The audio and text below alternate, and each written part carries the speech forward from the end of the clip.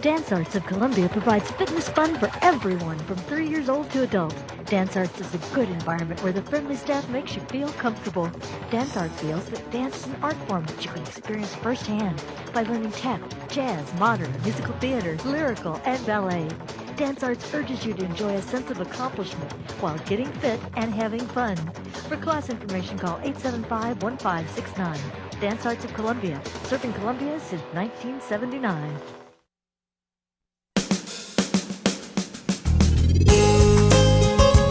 Good morning and welcome to Radio Friends. This is Friday, September the 16th. You know what tomorrow is? Tomorrow's September the 17th. You guessed it. But it's also Constitution Day.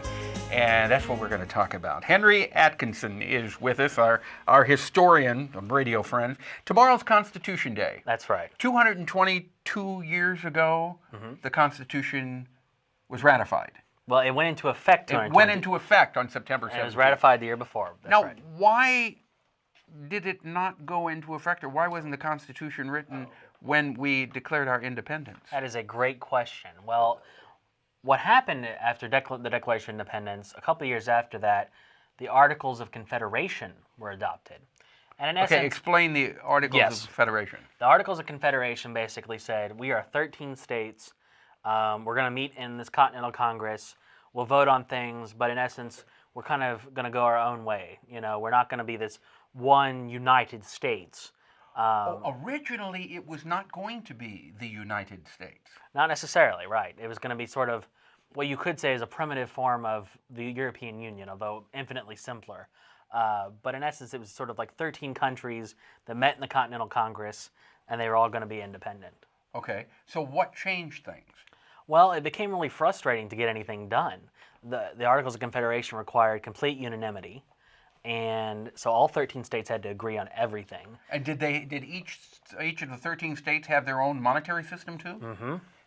There was not one single currency? You can imagine all the fun that inspired, yeah. So it made it very difficult to do business or, to talk to people, through letters. And, I mean, all kinds of things were completely... So then finally somebody said, hey, this isn't working.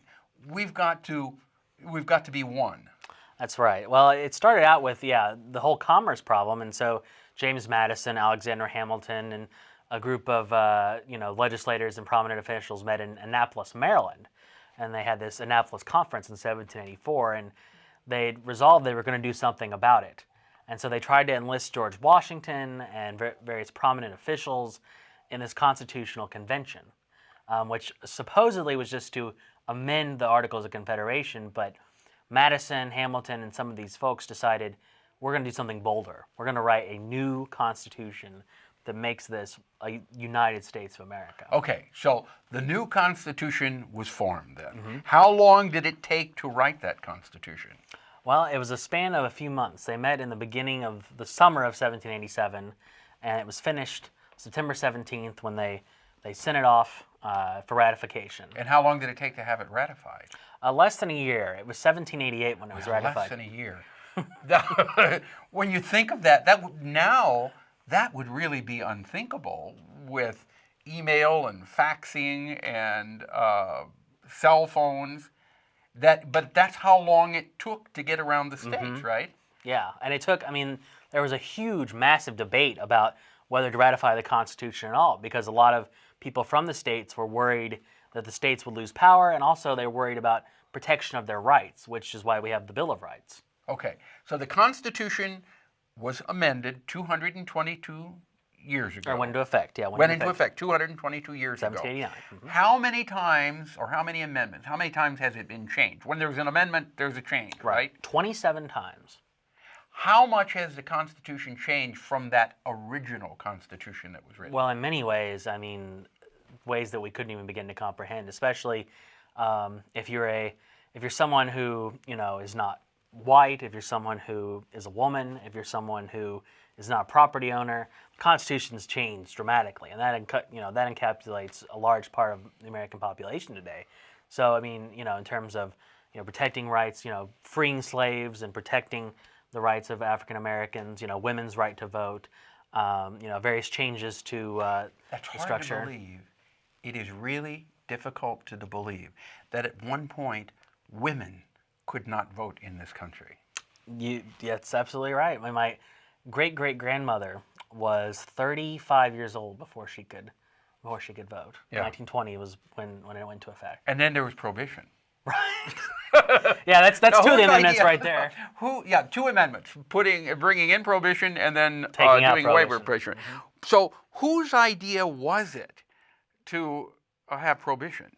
Well, a group of moral reformers. Moral reformers. Moral reformers. Okay. They thought that they would change society, and society's ills would be, if not completely wiped away, mostly wiped away by prohibition, getting rid of the influence of alcohol. And it did have some bipartisan Was that the support. moral majority?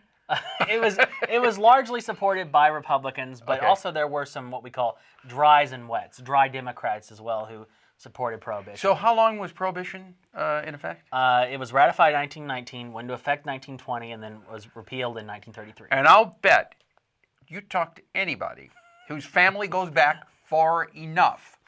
There are some stories about prohibition.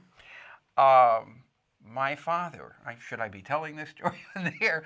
But this was back then, in the That's 20s. right. My father and my grandfather, they were making a wine. You know, being Italian, you had to have that red wine. They were making their wine illegally back then, and I think they were sharing it with whoever wanted to share it. And this was going on all the time. Oh, everywhere. Yeah. As far as all of the amendments that have been added to the Constitution, what do you think has had the biggest effect? Oh, gosh. That's a tough question. That is a very tough and question. we got less than a minute and a half here. I guess off the top of my head, I would say the First Amendment, because all of the things that come after it really could not. It's the Bill of Rights. Well, yeah. Well, the First Amendment, speech, religion, petition, the things that come after it could not really thrive without the First Amendment protections that we have. Okay. We can go online and read the Constitution, or if you see Henry Atkinson on the street, he carries a Constitution, a little booklet of the Constitution. That's right. with you. I got That's one right. through the mail the other day, and I was going to bring it out here today. But if they want more information, where do they go?